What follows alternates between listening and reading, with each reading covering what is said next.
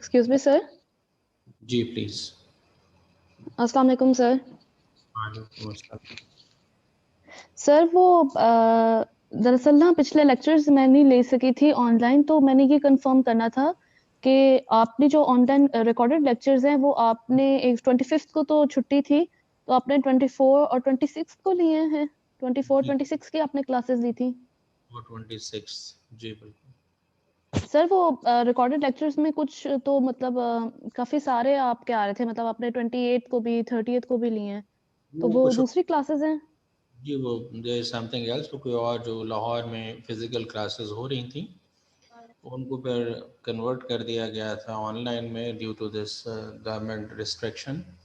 तो वो सिलेबस में कहीं और हैं, आप कहीं और हैं, तो इसलिए आप अपने रूटीन के जो टाइमिंग्स हैं, उनके जो डेट्स वाले लेक्चर हैं उनको अगर फॉलो करें तो ज़्यादा बेहतर होगा।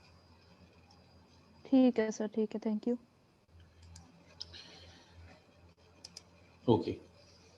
मैं थोड़ा सा रीकैप कर दूं। हमने कैपिटल इन्वेस्टमेंट डिसीजंस के हवाले से जब बात इनिशिएट की तो वी टॉक्ड अबाउट कि ये जो लॉन्ग टर्म इन्वेस्टमेंट डिसीजंस हैं because they are somehow irreversible, तो इसलिए before we are going to decide about any capital investment project you need to be very careful. तो हमने जिक्र किया था कि जो कैपिटल बजटिंग डिसीजंस हैं उसके लिए ऑर्गेनाइजेशंस में प्रैक्टिकली और गवर्नमेंट के पर्सपेक्टिव में बात करें तो एक थॉरो प्रोसेस होता है जिसमें डिफरेंट प्रपोजल्स आती हैं, उन प्रपोजल्स को देन इवेल्युएट किया जाता है, फ़िल्टर किया जाता है, शॉर्ट लिस्ट किया जाता है। देन जो प्रपोज़ल लगती हैं शॉर्ट लिस्ट होने के बाद कि इनके लिए फ़ंड्स प्रोवाइड किए जाने चाहिए, वो top management of the company के सामने रखे जाते हैं और फिर उन फंड्स के लिए उन प्रोजेक्ट्स के लिए फंड्स एलोकेट होते हैं एंड देन हम ऑनवर्ड कंटिन्यू करते हैं।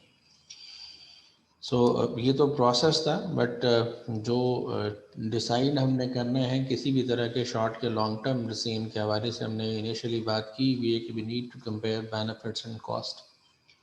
तो हमने कहा जो हमारा लॉन्ग टर्म इन्वेस्टमेंट डिसीजन है इसके अंदर भी हम बेनिफिट्स और कॉस्ट का कंपैरिजन करेंगे। Benefits short term decision making के अंदर और जो कॉस्ट दोनों at the same time and the same year अगर हो रही होती हैं, एक्रू हो रही होती हैं। लेकिन जो लॉन्ग टर्म इन्वेस्टमेंट डिसीजन है इसमें पैसे लगाए तो आज जा रहे हैं टुडे, बट उसका बेनिफिट जो है वो इस साल में भी मिलेगा and then in the coming years also. तो ऐसी सूरत हाल के अंदर अगर हमें बेनिफिट्स फ्यूचर में भी मिलने हैं तो उन तमाम बेनिफिट्स को हम अकाउंट फॉर करेंगे। तो जो एवोल्यूशन का प्रोसेस है मेथड्स का, उसमें सबसे जो पहला मेथड था वो अकाउंटिंग रेट ऑफ रिटर्न के नाम से था। और अकाउंटिंग रेट ऑफ रिटर्न से मुराद जो हमारा प्रॉफिट है उसको एवरेज कर लिया जाए ओवर द प्रोजेक्ट लाइफ, जितना हमारा हर साल प्रॉफिट निकलना है। बिकॉज प्रोजेक्ट से जो बेनिफिट मिलने हैं वो ऐसा नहीं है कि कोई प्रोजेक्ट हम ऑप्ट करते हैं, कोई मशीनरी कोई प्लांट इंस्टॉल करते हैं उसमें से पैसे निकलना शुरू हो जाएंगे। प्राइमरली आप उस प्रोजेक्ट को लगाते हैं, प्लांट जैसे है कोई प्लांट आपने नया प्रोडक्शन प्लांट इंस्टॉल किया है तो आप उसमें प्रोडक्शन करेंगे, प्रोडक्शन के नतीजे में कॉस्ट इनकर होगी और उस प्रोडक्शन को जब सेल करेंगे तो उसके नतीजे में आपको रेवेन्यू जनरेट होगा। सो ऑल द रेवेन्यूज जो फ्यूचर में मिलने हैं आपको और ऑल द कॉस्ट जो फ्यूचर में लगनी है उन तमाम को अगर नेट कर लें तो वह नेट आपके प्रॉफिट्स जो कमिंग ईयर्स में मिलने हैं, आप उन नेट प्रॉफिट्स को एवरेज कर लेते हैं। जितने ईयर्स का प्रॉफिट है, अगर आप एवरेज प्रॉफिट कैलकुलेट करना चाहते हैं तो जितने ईयर्स का प्रॉफिट है आप उस प्रॉफिट को टोटल कर लें, total profit over life of project, और डिवाइड कर देंगे नंबर ऑफ ईयर्स या लाइफ ऑफ द प्रोजेक्ट। तो हमारे पास एवरेज प्रॉफिट निकलेगा। एवरेज प्रॉफिट को रिलेट किया जाता है इन्वेस्टमेंट के साथ कि जितनी हमने इन्वेस्टमेंट की है उसके नतीजे में हमें कितने रिटर्न्स जनरेट हो रहे हैं, कितना प्रॉफिट जनरेट हो रहा है। तो इसको आमतौर पे इनिशियल इन्वेस्टमेंट से भी डिवाइड किया जा सकता है, बट वी हैव इन्वेस्टेड उससे डिवाइड कर लिया, लाइक 1 लाख रुपए हमारा प्रॉफिट हुआ एवरेज और हमने 10 लाख 25 लाख रुपए लगाए हैं, जितना प्रॉफिट होगा उसको वो 10-25 लाख जितनी भी इन्वेस्टमेंट है उससे डिवाइड कर दें। एक तरीका ये है। दूसरा तरीका ये है कि instead of dividing it with initial investment, आप इसको एवरेज इन्वेस्टमेंट से डिवाइड करें। और एवरेज इन्वेस्टमेंट से मुराद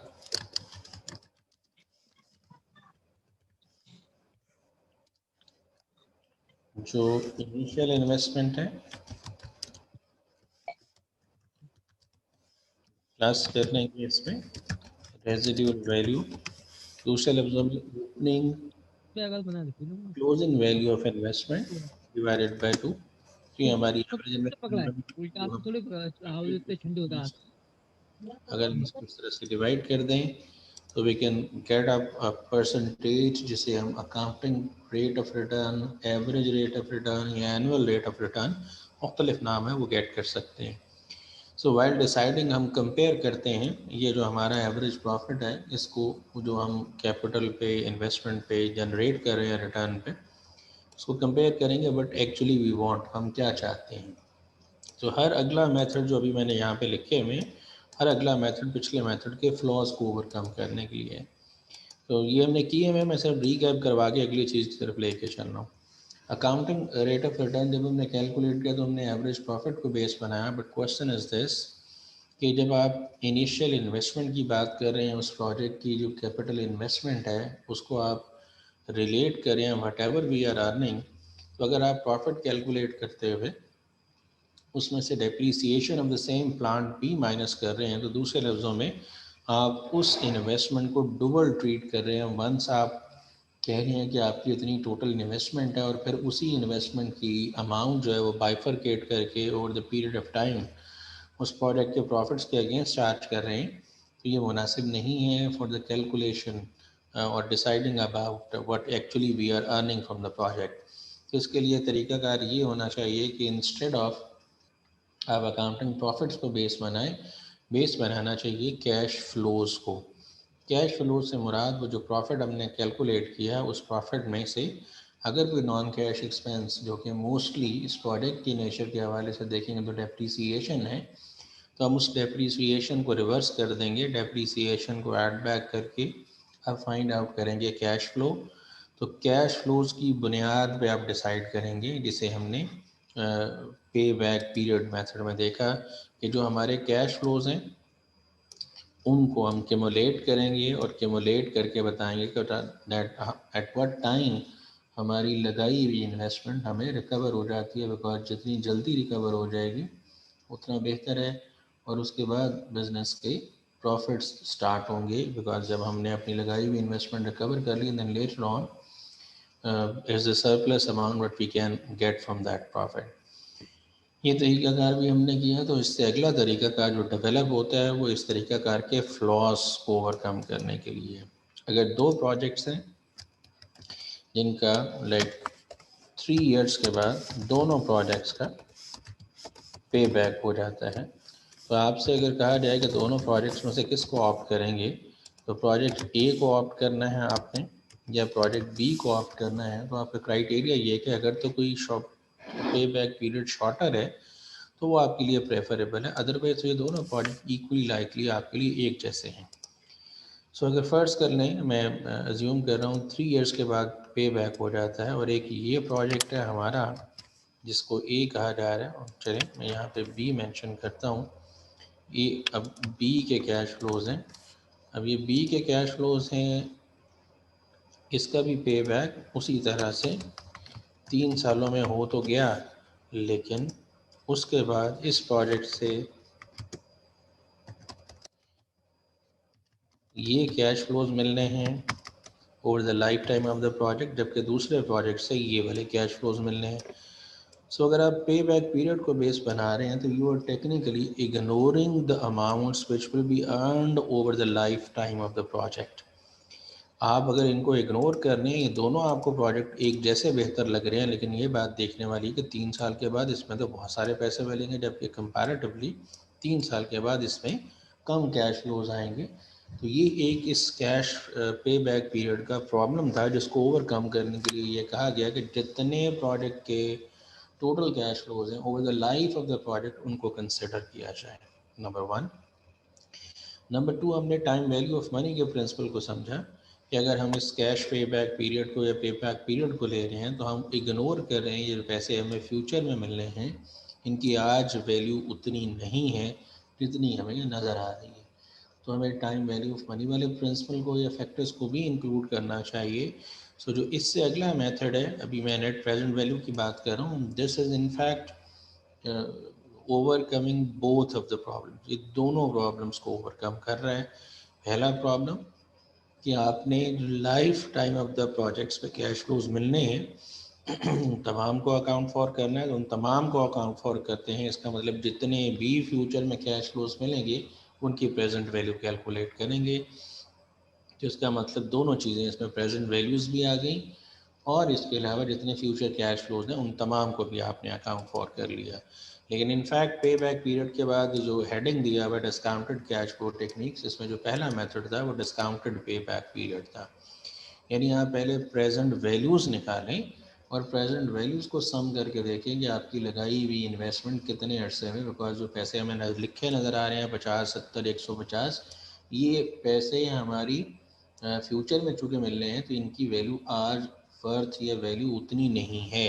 तो हम इनकी प्रेजेंट वैल्यूज़ निकालेंगे और प्रेजेंट वैल्यूज़ निकाल के पर क्यूमुलेट करेंगे, फिर देखेंगे कितने अरसे में हमारे लगाए हुए पैसे वापस हो जाते हैं। बट अगेन इस मेथड के अंदर एक बात को तो ओवरकम कर लिया कि प्रेजेंट वैल्यूज़ निकाल ली, लेकिन दूसरा प्रॉब्लम जो है, दूसरा चैलेंज जो है, उसको स्टिल इग्नोर कर दिया गया कि life time of the project पे जितने कैश फ्लोज मिल रहे हैं उन तमाम को अकाउंट फॉर होना चाहिए। So with that purpose, जो method comprehensively develop हुआ, that was net present value method। आप तमाम के तमाम कैश फ्लोज को अकाउंट फॉर करेंगे और तमाम के तमाम कैश फ्लोज को अकाउंट फॉर करने के बाद फिर आप आगे लेके चलेंगे। सो जो इनिशियली आपके साथ क्वेश्चंस वगैरह शेयर किए गए थे, क्योंकि वो बेसिक नेचर के क्वेश्चंस थे, उन बेसिक नेचर्स के क्वेश्चन के अंदर in fact in most of the cases आपके पास वो जो कैश फ्लोज हैं वो लिखे लिखाए मिल गए और आपको कहा गया कि आप बता दें कि एनपीवी कैलकुलेट कर दें या अकाउंटिंग रेट ऑफ रिटर्न या पे back period. That can be done very easily. It is reason is that वो कैश फ्लोज तो आपको मिल गए हैं, लेकिन अगर प्रैक्टिकल लाइफ की बात करें या एग्ज़ाम सिनेरियो के हवाले से देखें तो ये कैश फ्लो ज़रूरी नहीं है इस तरह से लिखे लिखाए मिले हों, बिकॉज अगर ये लिखे लिखाए कैश फ्लोज मिल जाएंगे तो आप तो प्लस माइनस ही कर रहे हैं, बस मल्टीप्लाई करके प्रेजेंट वैल्यू निकाल के और फिर नेट प्रेजेंट वैल्यू निकाल रहे हैं।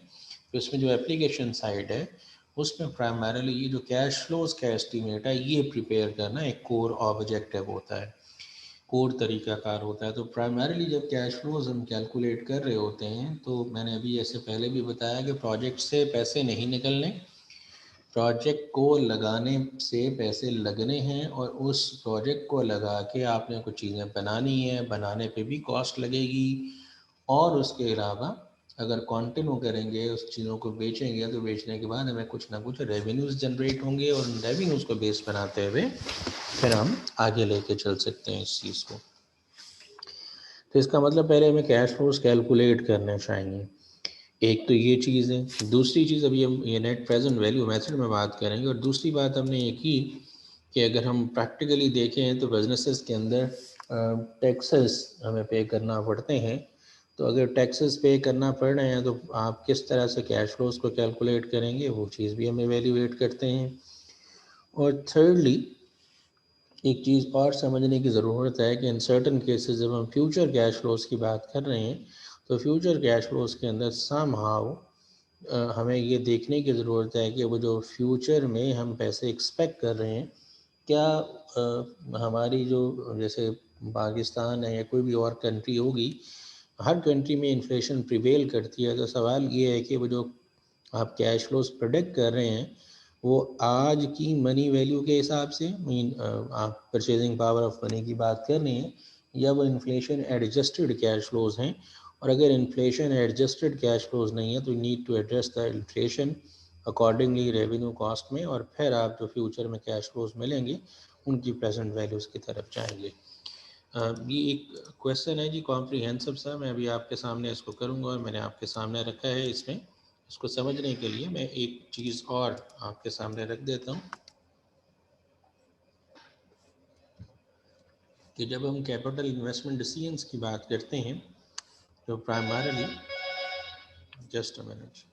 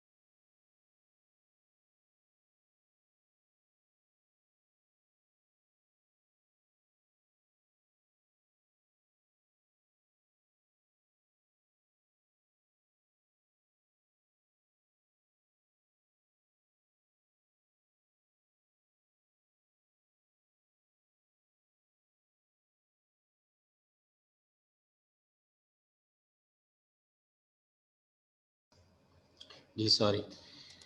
सो जी आई वाज टॉकिंग अबाउट कि जब हम ये कैपिटल इन्वेस्टमेंट डिसीजंस के हवाले से बात करते हैं तो हमें टेक्निकली 3 तरह के कैश फ्लोज का सामना करना पड़ता है। एक को हम इनिशियल कैश फ्लोज के नाम से जानते हैं,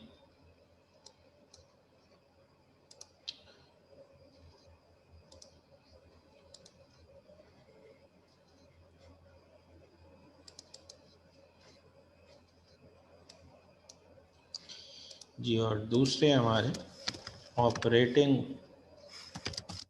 कैश फ्लोज कहलाते हैं,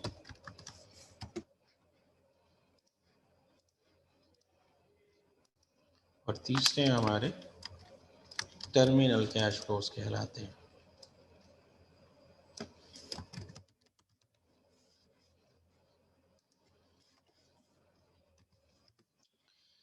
तो जो हमारी इनिशियल कैश फ्लोज हैं, दो चीज़ें इसके अंदर हो सकती हैं। नंबर वन, जो हम इनिशियल इन्वेस्टमेंट कर रहे हैं, जिसे हम कैपिटल आउटले भी कहते हैं, जो हम इनिशियल इन्वेस्टमेंट उस प्लांट के लिए कर रहे हैं। नंबर टू, जब आप कोई प्लांट इंस्टॉल करते हैं, क्योंकि हम सिर्फ इस प्रोडक्ट के हवाले से एवेल्यूएशन के पर्सपेक्टिव में बात कर रहे हैं, so whenever we are going to install any kind of plant, हम कोई प्लांट इंस्टॉल करते हैं तो इसका मतलब ये है कि उस प्लांट से हम प्रोडक्शन करेंगे, बट उस प्रोडक्शन को चलाने के लिए, उस प्रोडक्शन को करने के लिए we need many things.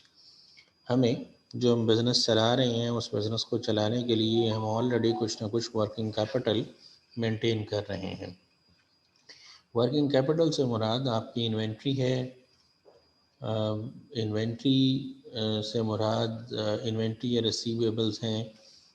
Inventory या रिसीवेबल से मुराद ये है कि अगर आप एक नया प्लांट, एक नई प्रोडक्ट शुरू करते हैं तो जो मटेरियल्स आप पहले होल्ड कर रहे थे अपनी रूटीन चीज़ों को बनाने के लिए, अब आपको मटेरियल होल्ड करना पड़ेगा, लेकिन थोड़ा सा ज़्यादा। इसी तरह अगर आप फिनिश गुड्स की इन्वेंट्री कुछ मेंटेन कर रहे थे for the sake of cushion, तो अब आपको फिनिश गुड्स की इन्वेंट्री भी कुछ एक्स्ट्रा मेंटेन करना पड़ेगी।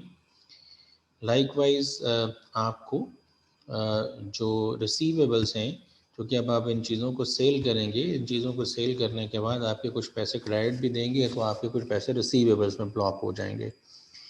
तो टेक्निकली आपकी कुछ इन्वेस्टमेंट रिक्वायर्ड होगी एडिशनली, आपको कुछ ना कुछ पैसा मज़ीद इन्वेस्ट करना पड़ेगा उस प्लांट को ख़रीदने के अलावा। अपने इन्वेंट्री में, रिसीवेबल्स में आपका पैसा वो ब्लॉक होगा, पाइल अप होगा। तो हम इसको इंक्रीज़ इन वर्किंग कैपिटल के नाम से कह रहे हैं कि जो हमारा वर्किंग कैपिटल ऑलरेडी मेंटेन हो रहा है वो तो होगा ही होगा, तो हमारी इंक्रीज्ड इन्वेस्टमेंट कर लें, इंक्रीज्ड इन्वेस्टमेंट है इन वर्किंग कैपिटल। तो ये भी हमारा इनिशियल कैश फ्लो है।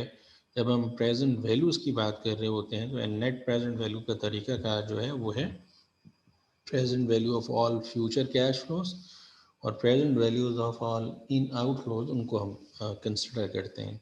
ये इनिशियल के अलावा अब गौर करेंगे तो ये दोनों के दोनों हमारे आउटफ्लोज हैं।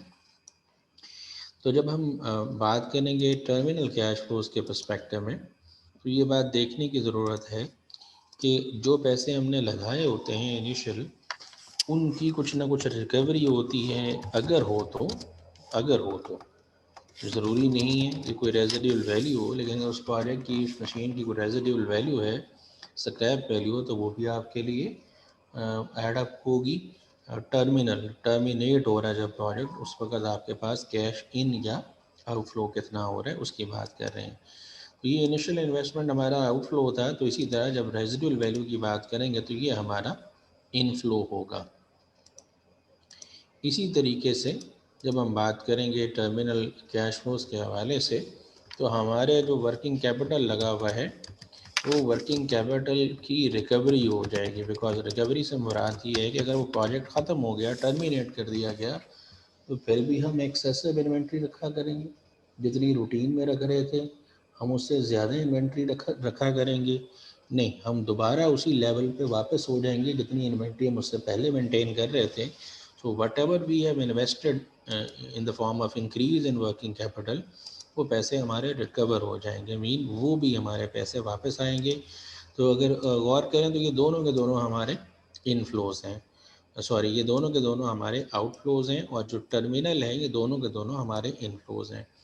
When we are talking about operating cash flows, तो ऑपरेटिंग कैश फ्लो से मुराद जो बिज़नेस या मशीन को चलाते हुए ऑपरेटिंग पीरियड के दौरान जितने भी पैसे इन या आउट हुए उनकी बात करेंगे। तो वो जो इन या आउट पैसे हो रहे हैं वो सारे के सारे पैसे वो इन भी हो सकते हैं और आउट भी हो सकते हैं। जैसे मैंने अभी बताया कि जब हम चीज़ें बेचेंगे तो रेवेन्यू होगा, जब रेवेन्यू होगा तो हमारे पास पैसे इनफ्लो होगा, जब हम वो चीज़ें बना रहे होंगे तो हमें कॉस्ट फेस करना पड़ेगी, तो हम जितनी वो हमारी कॉस्ट फेस करना पड़ रही है वो आउटफ्लो है। तो समझाने का पर्पज़ ये है कि जो इनिशियल कैश फ्लोज हैं ये यूजुअली हमारे आउटफ्लोज होते हैं, यूजुअली बात हो रही है। स्पेशल सर्कमस्टांसिस में इनफ्लो भी हो सकता होगा, वो भी बात करेंगे। यूजुअली आउटफ्लोज होते हैं और टर्मिनल यूजुअली हमारे इनफ्लोज होते हैं, लेकिन ऑपरेटिंग कैश फ्लोज में हमारे इन और आउटफ्लोज दोनों हो सकते हैं। तो जब हम कैलकुलेट कर रहे होते हैं तो वी यूजुअली टॉक अबाउट, हम जो बात कर रहे होते हैं हम बात कर रहे होते हैं नेट कैश फ्लोज की। नेट कैश फ्लो से मुराद जितने पैसे इन हुए और जितने आउट हुए उन दोनों को हम नेट कर लेंगे और फिर उनकी बात करेंगे। मैं ये नेट इसीलिए लिखा कि इसमें इनफ्लो भी हो सकता है और आउटफ्लो भी हो सकता है। सो while deciding about any project हमें ये सारा कुछ करना पड़ता है, अकाउंट फॉर करना पड़ता है, लेकिन प्राइमरली जो हमारा एग्जाम लाइक सिनेरियो में या प्रैक्टिकल आस्पेक्ट देखेंगे तो हमारा काम ये ऑपरेटिंग कैश फ्लोज को एस्टिमेट करना है। लाइक हमने कोई नया बिज़नेस शुरू करना है तो क्या वो वाहेबल है वो काम करना या नहीं करना। अगर आप like the people who belong to Lahore अगर आप देखें तो मुख्तलिफ ऐसे ब्रांड्स आपको नज़र आएंगे जो कि पहले कोई और काम कर रहे थे but they started doing something else, कुछ और काम उन्होंने करना स्टार्ट किया, अपने जो मेन कोर्स ऑफ बिजनेस था उससे हट के। आपको नेचर में लग रहा होगा ये काम तो बिल्कुल नया है, ये पहले नहीं किया करते थे। लाइक जैसे मैं अभी आपको मिसाल दूँ, अगर आप ये टीवी चैनल्स वगैरह देखते हो तो लाहौर के अंदर एक ब्रांड है गोरमे के नाम से, जो कि बेकरी फूड सर्विसेज वगैरह प्रोवाइड करते हैं।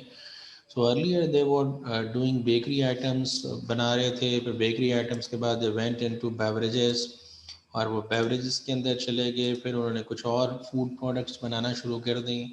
Recently they have placed an ad in the TV channels जिसमें they are telling us now they are also producing ghee and vegetable oils. तो ये जो वेजिटेबल ऑयल और घी बनाने का काम शुरू किया तो देयर वाज अ प्लांट जो उन्होंने इंस्टॉल किया जो रूटीन बेकरी आइटम्स बना रहे हैं या बेवरेजेस बना रहे हैं, उस प्लांट पर तो वो नहीं बन सकता। So there is a need of special plant. So before deciding either to start this kind of venture or not, they must have done some analysis. वो जो analysis किया होगा उसमें यकीनन फ्यूचर कैश फ्लोज भी एस्टिमेट किए होंगे। तो अभी जो सवालों में लिखे मिल रहे होते हैं इनको छोड़ते हुए प्रैक्टिकली सोचा करें कि अगर हम कोई प्रोजेक्ट लॉन्च करेंगे तो उस प्रोजेक्ट के लिए जितनी भी टेक्निक्स हमने इससे पहले पढ़ी हैं मैनेजमेंट अकाउंटिंग में, उन तमाम को हम ब्रोए कार लाएंगे। जैसे बजटिंग आपने पढ़ा था, तो बजटिंग में हमने कहा था कि हम फोरकास्ट करेंगे कि हमारी सेल क्या होगी आने वाले पीरियड में। सो अगर हम कोई नया प्रोजेक्ट लॉन्च करना चाह रहे हैं उसके लिए भी हमें मार्केट सर्वेस करना पड़ेंगे कि अगर हम ये चीज़ लॉन्च करें तो what is expected sales. Number 2, उसको बनाने के लिए हमें प्रोडक्शन के सेल करने हैं, अगर उतने तो बनाने कितने पड़ेंगे, बनाने हैं तो उसके लिए मटेरियल लेबर ओवरहेड्स कितने लगेंगे। ये सारे के सारे हमें बजटिंग के टूल्स जो हैं वो यूज़ करने पड़ेंगे, और टूल को यूज़ करते हुए हम फ्यूचर जो एक्सपेक्टेड कैश फ्लोज हैं या प्रॉफिट्स वगैरह वो कैलकुलेट करेंगे। तो ये एक क्वेश्चन है, ये लास्ट टाइम हम शायद आई डोंट नो ये वाला या कोई और हमने थोड़ा बहुत पढ़ना शुरू किया था, एंड आई आस्क्ड कि हम इंशाल्लाह इसको डिटेल में ट्राई करें, हम डिस्कस करेंगे। So they are talking about Roshan Pakistan Pharmaceutical has just developed a new drug at a cost of 250,000. 2,50,000 लगा के उन्होंने एक ड्रग डेवलप की है, and now they are considering whether to put it into production. क्या इसको production में डाला जाए, प्रोडक्शन शुरू की जाए इसकी या ना की जाए। सो प्रोडक्शन की जाए या ना की जाए इसके बारे में वो डिसाइड करना चाहते हैं। So if they wanted to decide about this, तो सवाल ये है कि हमने जब डिसीजन मेकिंग की बात की थी तो हमने रेलेवेंट कॉस्ट के हवाले से बात की थी, और रेलेवेंट वो इंक्रीमेंटल कॉस्ट है जो टेक्निकली उस प्रोजेक्ट के हवाले से इनकर हो रही है। तो ये 2,50,000 रुपये जो हैं ये उस प्रोजेक्ट को, उस प्रोडक्ट को डेवलप करने के लिए लग चुके हैं। ये संक कॉस्ट है। अब आगे हम उस चीज़ की प्रोडक्शन करें या ना करें, इस 2,50,000 पे कोई फ़र्क नहीं पड़ना। तो technically this is not relevant to us. Production of the drug will require the purchase of new specialized machinery at a cost of 2.4 million. Payable immediately 2.4 million की हमारी मशीनरी की कॉस्ट होगी। Machinery has an expected useful life of 4 years, and at the end of which it will have a scrap value of 400,000. So 2.4 million initial cash outflow है, और 400,000 आपका scrap value 4 साल के बाद आपको रिकवरी होगी। इसका मतलब ये इनफ्लो चौथे साल में काउंट होगा। Additional working capital of 300,000 will be required. So additional working capital, investment in working capital required immediately, and it will be released out at the end of 4th year. ये चाहे ना भी mention किया जाए कि ये release हो जाएगा, ऑब्वियस सी बात है जब हम वो प्रोजेक्ट ही ख़त्म कर देंगे तो जो हमारी एडिशनल इन्वेस्टमेंट हो रही है वो कंटिन्यू नहीं रहेगी, बल्कि that will be reverted back, वो रिकवर हो जाएगी। तो ये इनिशियल दोनों हमें मिले। इनिशियल इन्वेस्टमेंट में 2.4 मिलियन है और 300,000 का वर्किंग कैपिटल में इन्वेस्टमेंट है। और जब टर्मिनल कैश फ्लोज की बात करेंगे तो उस वक्त हम बात करेंगे कि 4 लाख स्क्रैप वैल्यू या रेजिडुअल वैल्यू की रिकवरी हो रही है, और 300,000 जो हमने वर्किंग कैपिटल में इन्वेस्टमेंट की है वो भी हमें मिल जाएगा। So following information relating to this investment proposal has been prepared.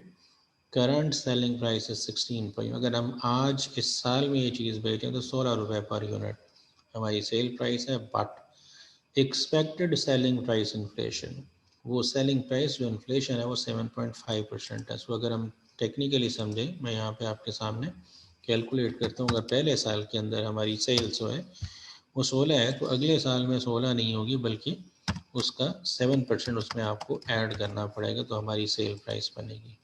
I hope बात समझ आना शुरू हो गई है।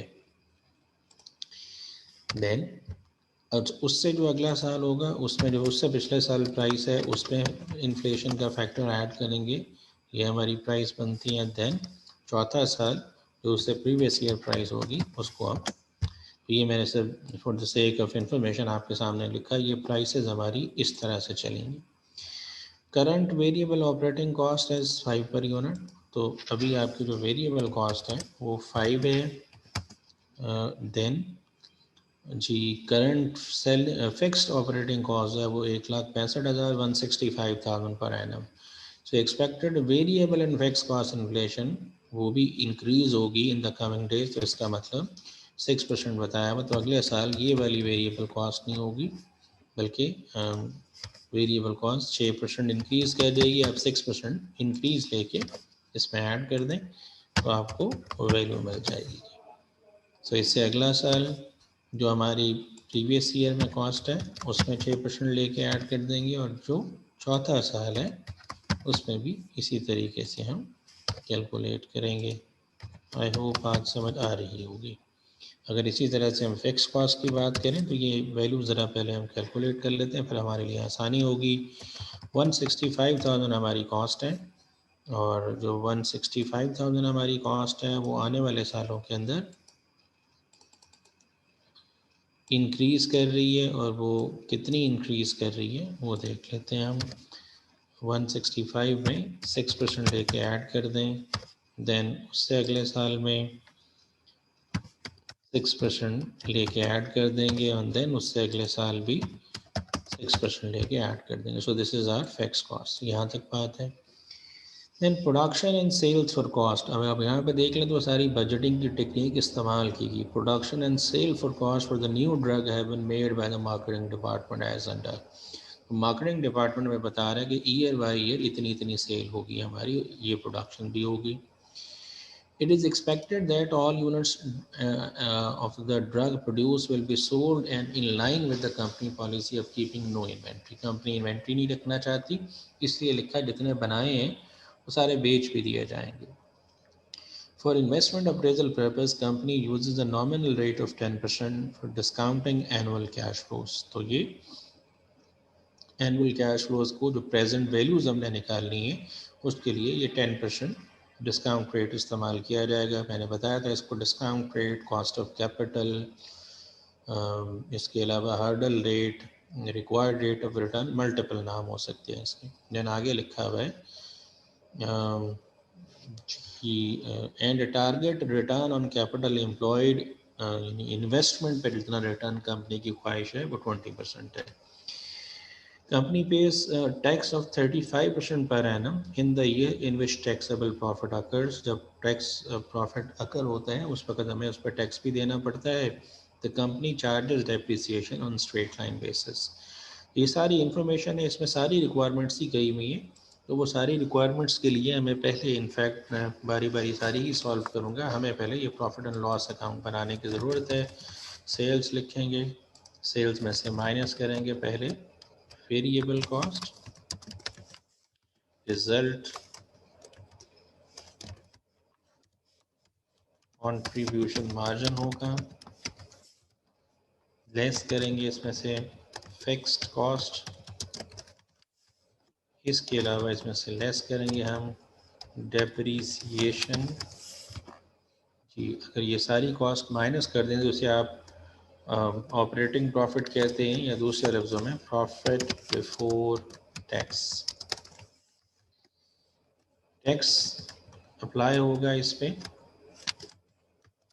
तो वो एट द रेट ऑफ 35% है, वो हम कैलकुलेट कर लेंगे तो ये निकलेगा हमारा प्रॉफिट आफ्टर टैक्स। सो अगर तो हम कैलकुलेट करें अकाउंटिंग रेट ऑफ रिटर्न तो we are concern with profit after tax, हम इस प्रॉफिट आफ्टर टैक्स को ले लेंगे। लेकिन अगर हम ये नेट प्रेजेंट वैल्यू वाली बात कर रहे हैं तो उसके लिए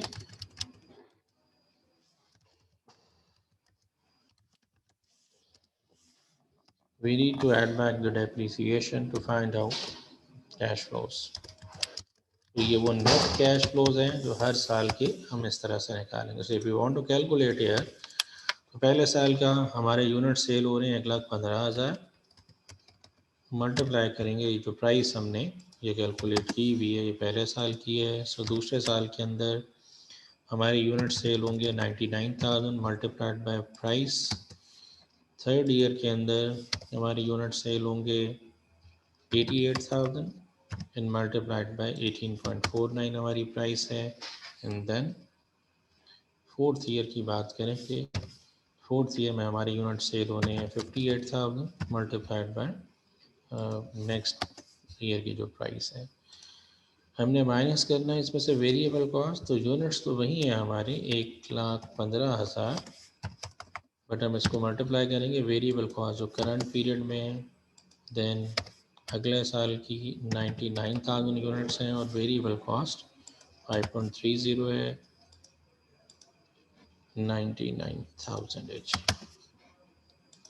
देन उससे नेक्स्ट ईयर के अंदर हमारी जो वेरिएबल कॉस्ट यूनिट्स हैं वो 88,000 है, multiplied by variable cost is 5.62।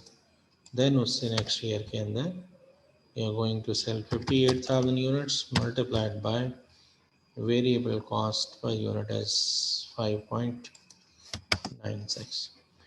so ये हमारी वेरिएबल कॉस्ट है, हम माइनस करें कंट्रीब्यूशन मार्जिन हम कैलकुलेट कर सकते हैं।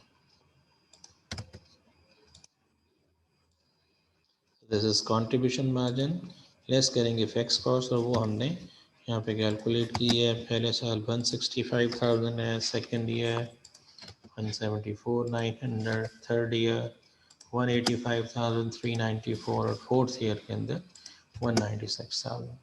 इसके अलावा हमें डेप्रीसिएशन माइनस करनी है और डेप्रीसिएशन कैलकुलेट करने का तरीकाकार डेप्रीशिएबल अमाउंट को यूजफुल लाइफ से डिवाइड करते हैं। डेप्रीशिएबल अमाउंट से मुराद कॉस्ट माइनस रेजिडुअल वैल्यू है। तो आपका 24 लाख का एसेट है, 24 लाख का आपका एसेट है, इसमें से माइनस करेंगे जो आपकी रेजिडुअल वैल्यू है 4 लाख, ये डेप्रीशिएबल अमाउंट बनेगी 20 लाख बनती है। इसको अगर आप 4 से डिवाइड कर दें, स्ट्रेट लाइन मेथड है, तो पर ईयर जो आपकी डेप्रीसिएशन है वो 5 लाख है। तो अगर हम सारे एक्सपेंसेस माइनस कर दें कंट्रीब्यूशन मार्जिन में से, तो हमारे पास जो रिज़ल्ट निकलेगा वो ऑपरेटिंग प्रॉफिट या प्रॉफिट बिफोर टैक्स होगा।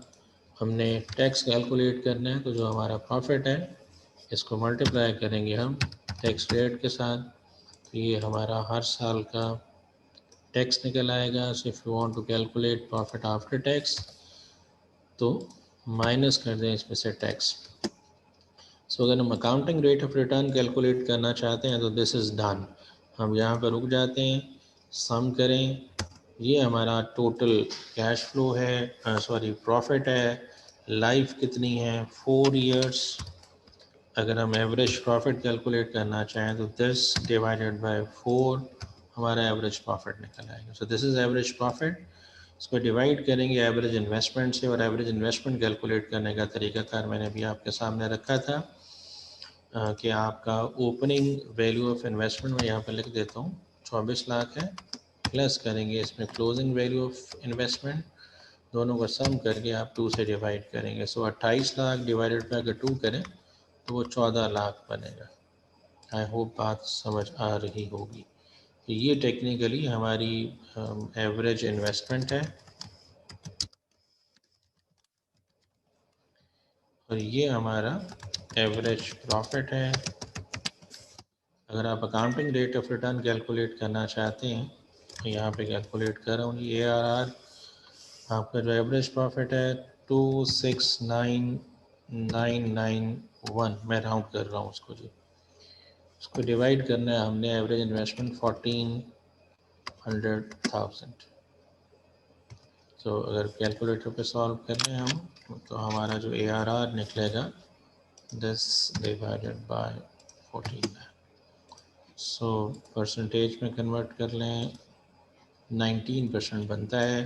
तो ये हमारा 19% अकाउंटिंग रेट ऑफ रिटर्न है। रिक्वायरमेंट नंबर 3 देख लें, return on capital employed, bracket में लिखा हुआ है accounting rate of return based on average investment calculate करें।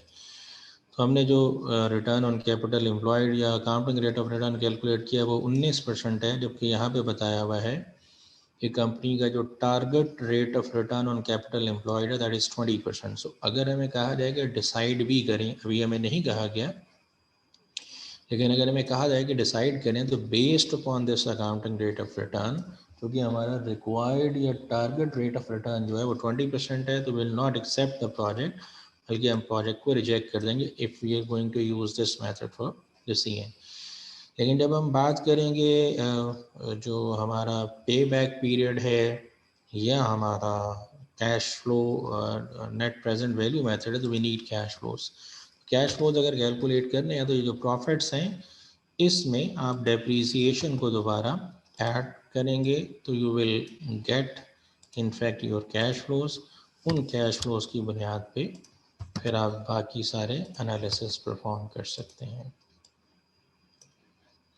तो ये कैश फ्लोज हैं। अब इन कैश फ्लोज की बुनियाद पे हमने बाकी सारा काम करना है। तो मैं यहाँ से आपके सामने, अगर लेट्स सपोज हम पे बैक पीरियड निकालना चाहें 1 2 3 4, ये हमारे ईयर्स हैं। तरीकाकार आपके सामने पहले शेयर हुआ है। हम कैश फ्लोज लिखते हैं और कॉलम बना लेते हैं क्यूमुलेटिव कैश फ्लोज का।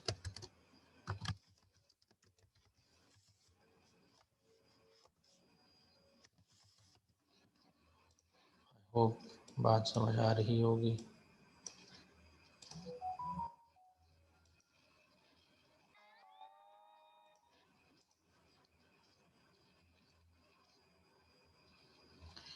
जी सलमान साहब, ये जो आपका सवाल है इसको मैं अभी जवाब देता हूँ। अच्छा सवाल है आपका, कैपिटल अलाउंस वाला। एक क्वेश्चन भी मैंने जो भेजा हुआ है मैं उसको डिस्कस करूँगा तो उसमें ये चीज़ कवर हो जाएगी। आपका सवाल अच्छा है, अप्रिशिएट। चलें जी, बात करें हम क्यूमुलेटिव कैश फ्लोज कैलकुलेट करने के हवाले से। तो ये हमारे कैश फ्लोज हैं ईयर बाय ईयर।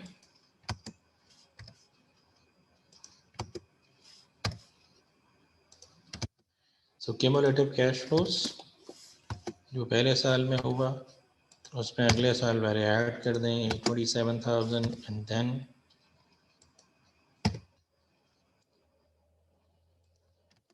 तो यहाँ पे रुक जाते हैं। हमारा जो पे बैक पीरियड होगा वो 2 ईयर से ज़्यादा और 3 ईयर से कम है, क्योंकि हमारी इनिशियल इन्वेस्टमेंट 24 लाख की है।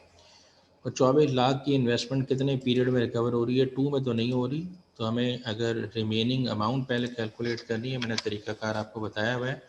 जो मिनिमम होगा वो हमारा 2 ईयर्स तो है ही है। वो 2 ईयर्स के अंदर हम प्लस करेंगे जितना हमारा रिक्वायर्ड कैश फ्लो है, जितना हम चाहते हैं। और तो हम जितना हमें चाहिए वो हम कैलकुलेट करते हैं। जितना सो फॉर एक्यूमुलेट हो चुका है वो 17,080 में से 24 लाख अगर आप माइनस कर दें तो आपको पता लगता है कि आपको 682,920 कैश फ्लो और चाहिए। 682,920 को डिवाइड करें, जितना उस पूरे साल में मिलना है वो 772 है। इसको डिवाइड कर दें 792 से, तो आपके पास जो रिज़ल्ट आ रहा है वो टेक्निकली 2.86 होगा। तो ये 2.86 ईयर्स में आपका पे बैक हो जाता है। तो दिस इज़ योर पे बैक पीरियड नंबर 2। अब यहाँ पे आपसे कहा गया है कि आप कैलकुलेट करें पे बैक की बजाय डिस्काउंटेड पे बैक। सो डिस्काउंटेड पे बैक से क्या मुराद है कि जो आप अभी कैश फ्लोज को एक्यूमुलेट कर रहे हैं, you are going to ignore जो ये पैसे मिलने हैं ये तो आपको फ्यूचर में मिलने हैं। तो अगर ये फ्यूचर में मिलने हैं तो इनकी आज की वैल्यू पहले निकालेंगे, इंस्टेड कि हम वो क्यूमुलेटिव कैश फ्लोज पहले यहाँ पे लिखें। हमें पहले इनकी प्रेजेंट वैल्यू निकालनी है जी। तो अगर हमने प्रेजेंट वैल्यू निकालनी है तो हमें यहाँ पे हमने लास्ट टाइम किया था प्रेजेंट वैल्यू इंटरेस्ट फैक्टर लेना है और फिर हम प्रेजेंट वैल्यूज़ निकालेंगे और फिर प्रेजेंट वैल्यू ऑफ, चलिए मैं एब्रीवेशन लिखता हूँ, present value of cash flows. और फिर इन क्यूमुलेटिव कैश फ्लो कैलकुलेट करेंगे इन प्रेजेंट वैल्यूज़ के हवाले से।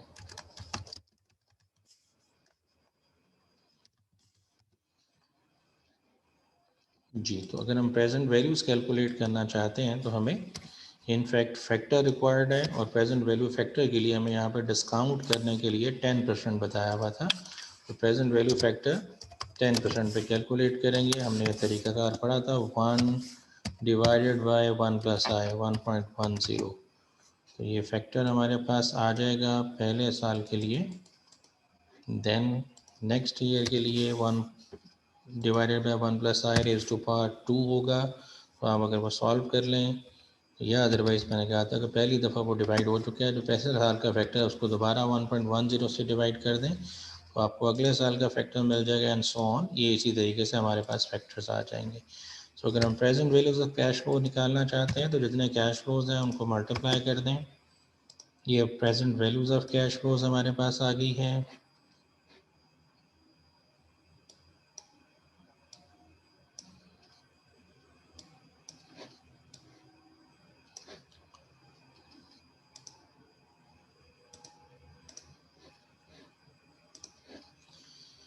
जी। और देन इसकी बुनियाद पे अब हम क्यूमुलेटिव कैलकुलेट करेंगे। ये हमारा कैश फ्लो आज है, इसमें ऐड करेंगे अगले साल का कैश फ्लो, देन इसमें ऐड करेंगे इससे नेक्स्ट ईयर का।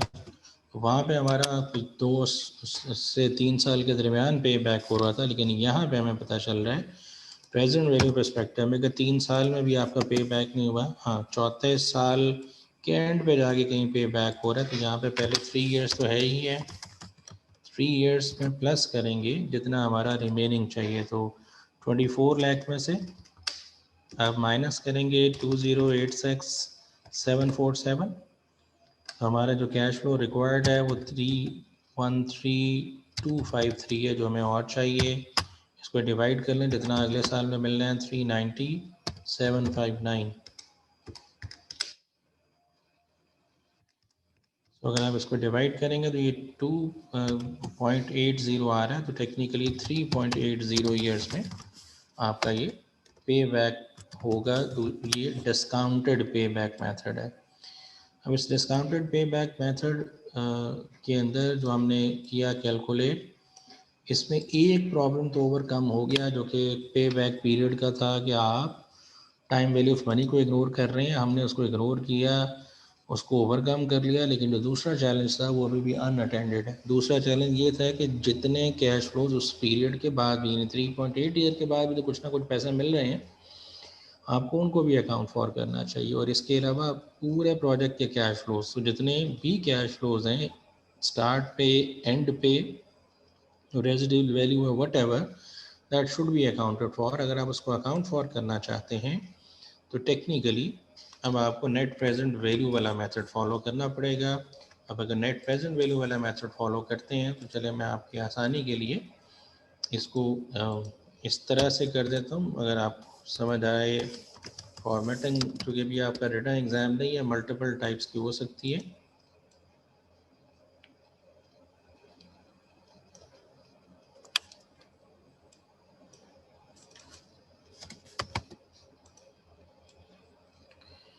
जी, मैंने यहाँ पे ईयर 0 पे लिख दिया। यहाँ पे मैं डिटेल्स मेंशन करूँगा जो हमारी इनिशियल इन्वेस्टमेंट है, और जिस वक्त हो रही है, जो इन्वेस्टमेंट जैसे हो रहा है हम वैसे ही मेंशन कर लेंगे इसके अंदर। देखिए, हमारी सबसे पहले है इनिशियल इन्वेस्टमेंट, वो टाइम 0 पे हो रही है हमारी 24 लाख। टाइम 0 से मुराद आज, टुडे, ठीक है जी। फिर ईयर 1 में कोई इन्वेस्टमेंट नहीं दोबारा हो रही, 3 में, 4 में कुछ नहीं हो रहा। फिर इसके अलावा वर्किंग कैपिटल में इन्वेस्टमेंट आपने की है एट द स्टार्ट।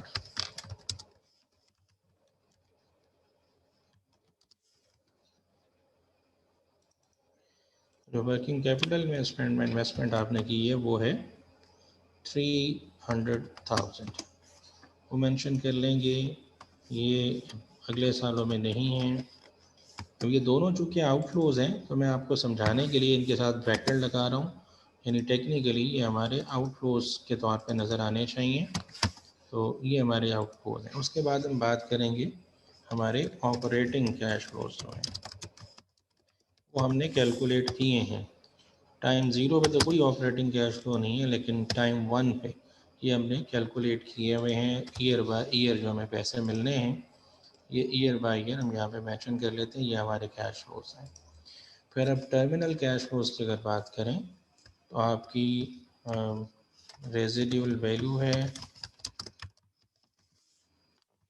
अब रेजिडुअल वैल्यू हर साल मिलनी है आपको।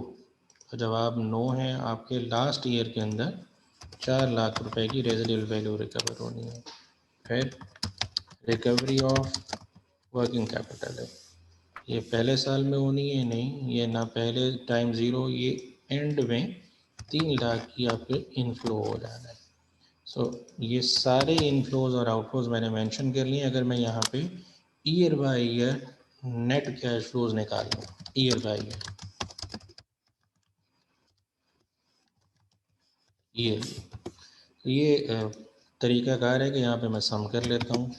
तो अगर मैं इसका सम कर लूँगा तो मेरे पास ईयरली कैश फ्लोज नज़र आना शुरू हो जाएंगे। तो ये सारे कैश फ्लोज हैं। अगर हमने यहाँ पे हम प्रेजेंट वैल्यू फैक्टर भी लिख दें, PVIF at the rate of 10%, तो हम यहीं पे इनकी प्रेजेंट वैल्यूज भी निकाल सकते हैं। टाइम 0 पे आज इसकी प्रेजेंट वैल्यू उतनी ही है जितनी होनी चाहिए, इसलिए पहले साल टाइम 0 का फैक्टर जो है हम वो 1 लिख रहे हैं। ये पहले भी मैंने फैक्टर निकाले हैं, 1 डिवाइडेड बाय 1.10, तो ये हमारा जो फैक्टर है वो 0.9091 है। अगले साल के लिए 0.9091 को फिर 1.10 से डिवाइड कर दें तो हमारा अगले साल का फैक्टर निकल आएगा। एंड देन इसी तरीके से अगले सालों के भी निकाले जा सकते हैं, टेबल से भी मिल सकते हैं। तो हम प्रेजेंट वैल्यूज़ निकाल लेते हैं, कैश फ्लोज तमाम। अब ये पहले वाला इनिशियल कैश फ्लो है, इसकी प्रेजेंट वैल्यू और अगले सालों की भी प्रेजेंट वैल्यू अगर आप निकाल लें तो इन द एंड अगर हम यहाँ पे सम कर लें तो ये हमें नेट प्रेजेंट वैल्यू ही मिल जाएगा, या पॉजिटिव में आ रहा है। अब मैंने जो लास्ट टाइम तरीका बताया था उसको भी हम लिख सकते हैं। वो तरीकाकार क्या था, present value of cash inflows minus करेंगे present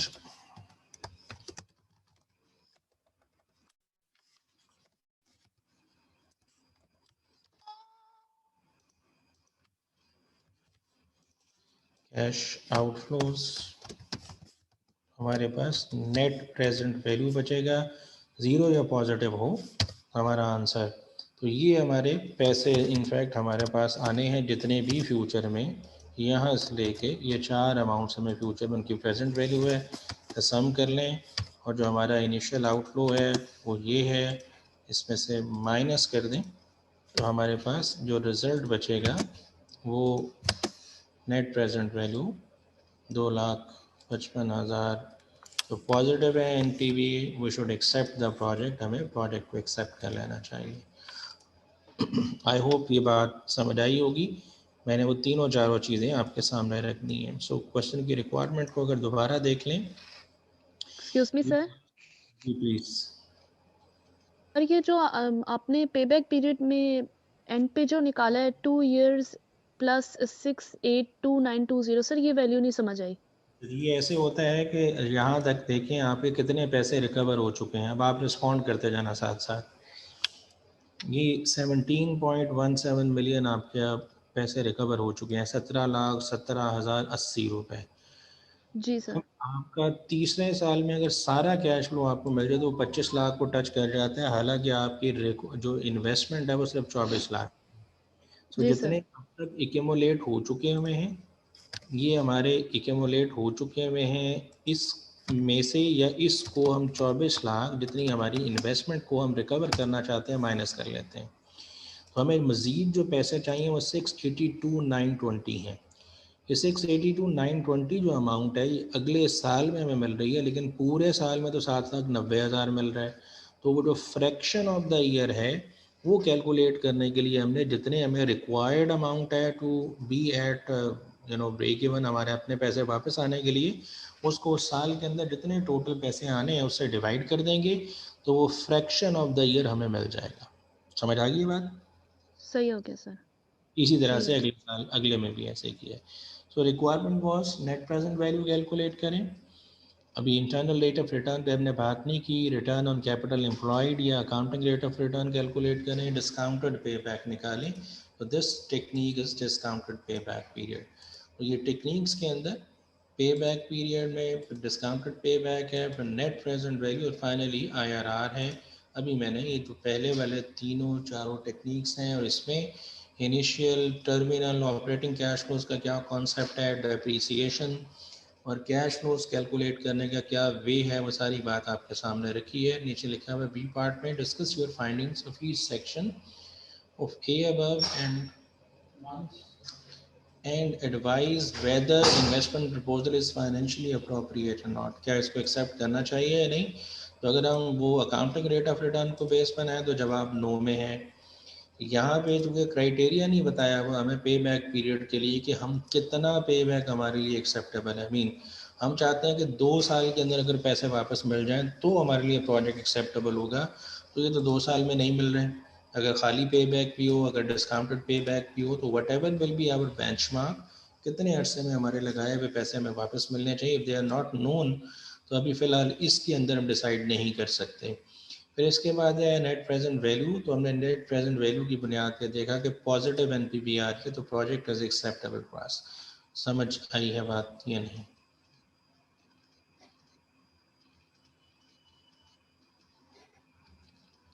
if there is any question तो आप सर हमने आईआरआर नहीं कैलकुलेट किया।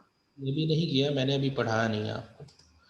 मैं ओके सर। पहले जो जब तक आपकी नेट प्रेजेंट वैल्यू पे और बाकी चीज़ों पे अच्छी ग्रिप नहीं हो जाती, you will be unable to understand.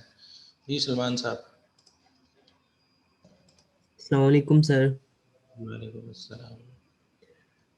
Sir मैंने पूछना था कि जब हम पोस्ट ऑडिट परफॉर्म करते हैं जी पोस्ट ऑडिट फॉर्म करते हैं। तो सर तब तो हम उस प्रोजेक्ट को कंप्लीट कर लेते हैं, तो फिर उसका उससे क्या रिलेशन होता है? अच्छा जेंटलमैन, पहली बात तो ये है कि आपकी जो कि गाड़ी ज़रा तेज़ चलती है, मेरी ज़रा थोड़ा स्लो चलती है। मैं तो अभी पोस्ट ऑडिट पे पहुंचा नहीं, ठीक है। इसलिए मैं जवाब तो थोड़ा बहुत दे देता हूँ, लेकिन ये शायद बाकी लोगों के सर से ऊपर से गुजर जाएगा। आपने स्टैंडर्ड कॉस्टिंग पढ़ा था, ये बताएं स्टैंडर्ड कॉस्टिंग में आप वेरिएंसेस कैलकुलेट, अब आपने जवाब देना है। स्टैंडर्ड जी कॉस्टिंग में सर। वेरिएंस कैलकुलेट करते थे, क्यों करते थे जी क्या? सर। आपने स्टैंडर्ड सेट किया, एक्चुअल परफॉर्मेंस आपकी हो चुकी हुई है, तो इससे क्या फ़ायदा होगा? माजी तो गुजर गया। अब जब माजी गुजर गया तो फिर लकीर क्यों पीट रहे हैं, बताएं। Okay sir. क्यों? मेरे सवाल का जवाब दे दें जेंटलमैन, आप ओके सर कह रहे हैं। सर यही कि हम अपना सेस कर लें इन फ्यूचर। मेरा बेटा, माजी को नहीं बेहतर बनाया जा सकता, फ्यूचर को बेहतर बनाया जा सकता है। सो अगर किसी ने सत्यानाश कर दिया है, हमें किसी ने ये सब्ज़ बाग दिखाए, जैसे कुछ हमारे प्राइम मिनिस्टर साहब ने भी जैसे दिखाए होंगे कि इतना रेवेन्यू आएगा, इतने यूनिट्स बिकेंगे, हमने उन भाई साहब की बात को माना और उसकी बुनियाद पे नेट प्रेजेंट वैल्यू निकाली और पता लगा कि पॉजिटिव है। हमने कहा बिल्कुल बड़ा अच्छा काम है, हमें ये काम कर लेना चाहिए। लेकिन अगर ये जो सेल्स फोरकास्ट है ये 19-20 हो गया, ये सेल इतनी ना हुई, 1,15,000 की बजाय कम यूनिट्स की हुई पहले साल, अगले साल में भी कम हुई, तो क्या ज़रूरी है फिर भी ये प्रोजेक्ट हमारे लिए वायबल रहे? No sir. आपने अभी तो डिसाइड कर लिया, अब अभी डिसाइड कर लिया, किसी ने सब्ज़ बाग दिखाया थे, आप उसके बाद उसका इवेल्युएट करते हैं। जो पोस्ट ऑडिट होता है ना जेंटलमैन, मैं उसको टेक्निकली समझाने के लिए कहता हूँ पोस्ट मार्टम। बंदा फौत हो जाता है तो बंदे को नहीं ज़िंदा कर रहे होते, एनालिसिस कर रहे होते हैं कि रीज़न क्या थी उसके फौत होने की। तो प्रोजेक्ट तो हो गया, अच्छा हुआ या बुरा हुआ, वट एवर, वो लग गया। अब उसकी बुनियाद पे अगर वो अच्छा हुआ तो फ्यूचर में उसको मज़ीद अच्छा बनाने के लिए पहले जो हुआ है प्रोजेक्ट, उसका ये इम्प्लीमेंटेशन से पहले की बातें हैं। इसको एक्चुअल रिजल्ट से बाद में कंपेयर करेंगे और फिर देखेंगे कि हम कहाँ स्टैंड करते हैं। अगर हमारा डिसीजन नुकसान में जा रहा है तो आइंदा जो ये साहब प्रपोज़ल लेके आते हैं, जैसे प्रपोज़ल लेके आते हैं वैसे नहीं हमने मान लेनी, हमने उसको मज़ीद डिटेल में एवेल्यूएट भी करना है। मेरी बात समझ पाएँ अगर आप तो? जी सर। तो चूँकि आपकी गाड़ी ज़रा तेज़ है तो इसलिए मैंने कहा कि मैं ज़रा स्लो कर दूँ। अच्छा जी, ये वाला मेरे ख्याल में हमने शायद किया था या नहीं, ये अब आपके पास स्क्रीन पे नज़र आ रहा है। अगर आप 2 मिनट इसको देख लें, give me 2-3 minutes, I will join you.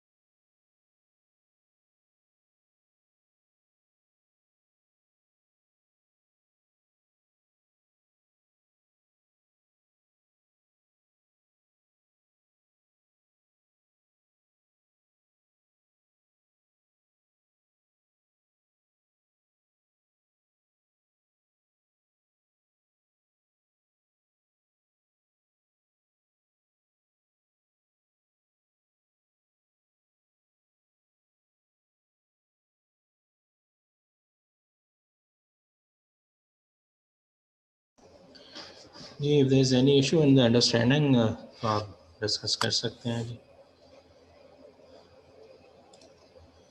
जी राजा सद्दाम साहब प्लीज। अस्सलाम वालेकुम सर। जी वालेकुम अस्सलाम। सर मुझे पूछना ये था कि कैपिटल बजटिंग जो है ये स्पेसिफिक प्रोजेक्ट के लिए ही इसका इस्तेमाल है या एक एसेट कंपनी जो बाय करती है उसके लिए भी इसको अप्लाई किया जा सकता है? जी फॉर एवरीथिंग जनाब, आप खुद से कोई एसेट खरीद रहे हैं या आप कहीं से कोई एसेट या कोई बिजनेस एक्वायर कर रहे हैं, तो दोनों पे देखिए हम ये जितनी बातें लिखी हुई है ना, आप इसको गौर करेंगे तो आपको समझ आएगा कि ये प्रोजेक्ट लिखा हुआ है या कहीं पे लिखा हुआ है प्लांट लगाना पड़ेगा। देखिए वो पिछला जो सवाल आपने अंडरस्टैंड किया वहाँ पर लिखा था कि कोई प्रोडक्ट जो है आपने डेवलप कर लिया, लेकिन अब आप ये सोच में पड़ गए हैं कि क्या इसकी प्रोडक्शन की जाए या ना की जाए, क्योंकि प्रोडक्शन करने के लिए प्लांट चाहिए। तो प्लांट आपका एसेट ही है, तो आप उस एसेट को ट्रेस कर रहे हैं, एसेट को लोकेट कर रहे हैं कि वो कितने का एसेट है और आपके कितने पैसे उस पर लगेंगे। समझ आ रही है बात जी? कितने जी लगेंगे और कितने उसके बदले में फ्यूचर में आएंगे, तो आप ये डिसाइड करेंगे। जैसे ये सारी हमने कैलकुलेशन की, ये लिखा हुआ है कि इस प्रोडक्ट को बनाने के लिए मशीनरी चाहिए, तो मशीनरी आपका एसेट ही तो है। हम ये देख रहे हैं कि जी इतने पैसे ह्यूज अमाउंट मशीनरी पे लगाई भी जाए या ना लगाई जाए। तो अपेरेंटली हमें अभी लगा कि हाँ लगा दी जाए, क्योंकि ये सारे जो बजट्स बने हुए हैं इनकी प्रेजेंट वैल्यू निकाल के भी हमें नज़र आ रहा है कि कुछ ना कुछ पॉजिटिव बच जाएगा, यानी प्रॉफिट होगा। सो अगर इसका मतलब हम एफर्ट करें तो हम ये जो डिमांड है सेल की या यूनिट्स की, इसको इंक्रीज़ कर लें, तो जितना हमें अभी अपेरेंटली प्रॉफिट नज़र आ रहा है हम उससे ज़्यादा भी कमा सकते हैं। आपने मैंने अभी वो गोरमे की मिसाल दी, आपने शायद उसको सुना नहीं है। उन्होंने एक नया प्लांट ही तो लगाया है, एक नई फैक्ट्री खड़ी जी की है। नई फैक्ट्री खड़ी करनी चाहिए या नहीं करनी चाहिए, वो ऐसे तो नहीं कर ली होगी, कोई ना कोई एनालिसिस उसके पीछे होगा या नहीं होगा। तो वो यही एनालिसिस है जो भी हम आपके सामने कर रहे हैं। आपने पर्सनली कोई एसेट बाय करना है तो भी आप खुद गौर करें कि कुछ आप अपनी पर्सनल लाइफ की बात करें, कोई एसेट बाय करते हैं तो आप उसको इस तरह तो नहीं करते, लेकिन कम से कम उस एसेट से रिलेटेड बेनिफिट्स को ज़रूर जहन में लेके आते हैं, इसका क्या फ़ायदा होगा। अब वो अमाउंट में कैलकुलेट नहीं कर रहे, प्रेजेंट वैल्यू नहीं निकाल रहे, लेकिन आपको अपेरेंटली लग रहा है कि इसका बेनिफिट ज़्यादा हो गया as compared to some other thing, तो आप उस एसेट को बाय कर लेते हैं। आप समझें आजकल हमारे यहाँ वो जो एयर कंडीशनर्स हैं उसमें इन्वर्टर्स का कॉन्सेप्ट है। तो अगर आप कन्वेंशनल एसी खरीदें या इन्वर्टर ख़रीदें, तो दोनों में आपको कुछ चीज़ समझ आती है कि शायद कोई बिजली के बिल की सेविंग होगी, इस तरह से है। तो ये सारी चीज़ें आप एनालाइज करके ही डिसाइड करते हैं। तो ये this is more than practical.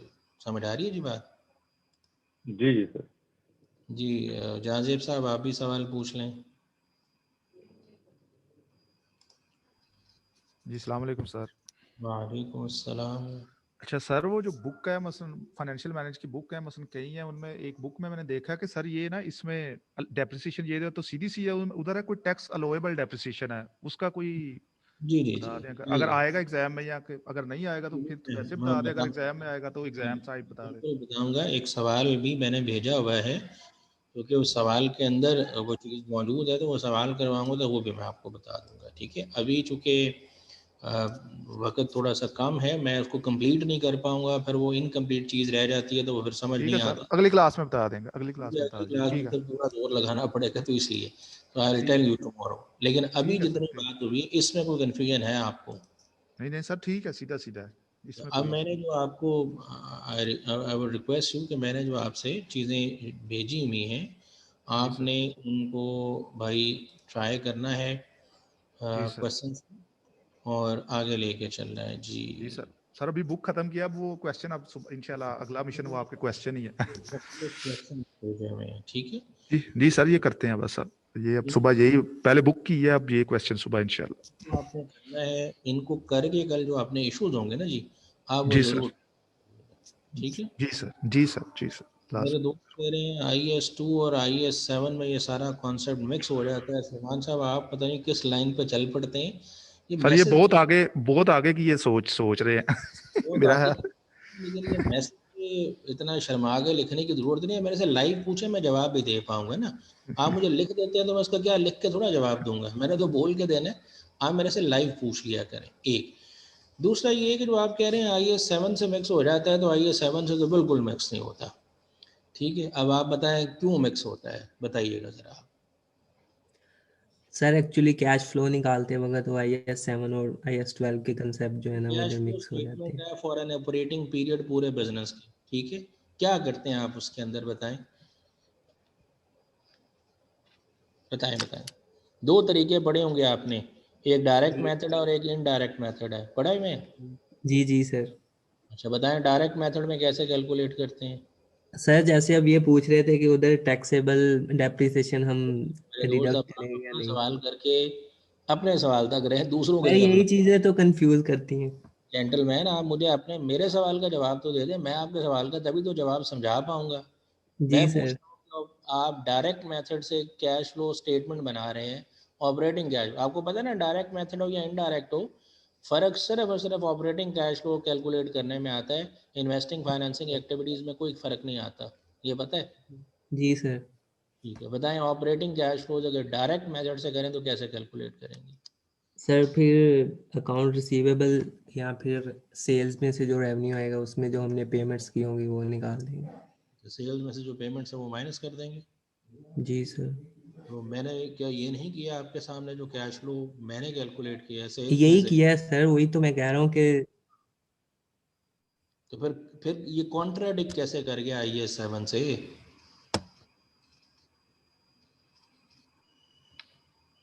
चले आपने सोचना है, अभी शायद आप सोच में मगन हैं, सोच के मुझे बताइएगा। ठीक है, देखिए जब तक आप चीज़ की रूट कॉज तक नहीं पहुंचेंगे आपका सवाल वैलिड है, लेकिन अगर वो कॉन्ट्राडिक्ट हो रहा है तो आप मुझे बताएं आपको कैसे लग रहा है कॉन्ट्राडिक्ट हो रहा है, मैं उसका काउंटर आर्ग्यूमेंट काउंटर नैरेटिव देता हूँ। मैंने अभी एक तो दे दिया कि डायरेक्ट मेथड से ये कैश फ्लो स्टेटमेंट मैंने बनाई है आपके सामने, रेवेन्यू में से सारी कॉस्ट माइनस कर दें जितनी पेमेंट्स हैं, तो वो भाई आपका डायरेक्ट मेथड होता है। उसमें से टैक्स भी माइनस किया जाता है, तो हमने टैक्स भी माइनस कर दिया और रेवेन्यू में से सारी कॉस्ट भी माइनस कर दी। तो यही हमारा डायरेक्ट मेथड है और मैं ये डायरेक्ट मेथड ही फॉलो कर रहा हूँ। So if there is still some query, आप उसको पहले समझें, क्वेश्चन फ्रेम करें, आई विल रिस्पॉन्ड। मैं जी आज के लिए अभी इतना ही टर्मिनेट कर रहा हूँ। आप लोग जो प्रैक्टिस क्वेश्चन हैं उनको सॉल्व करें, कल इंशाल्लाह ज़िंदगी रही तो मुलाकात होगी, यहाँ से ऑनवर्ड कंटिन्यू करेंगे। Thank you very much.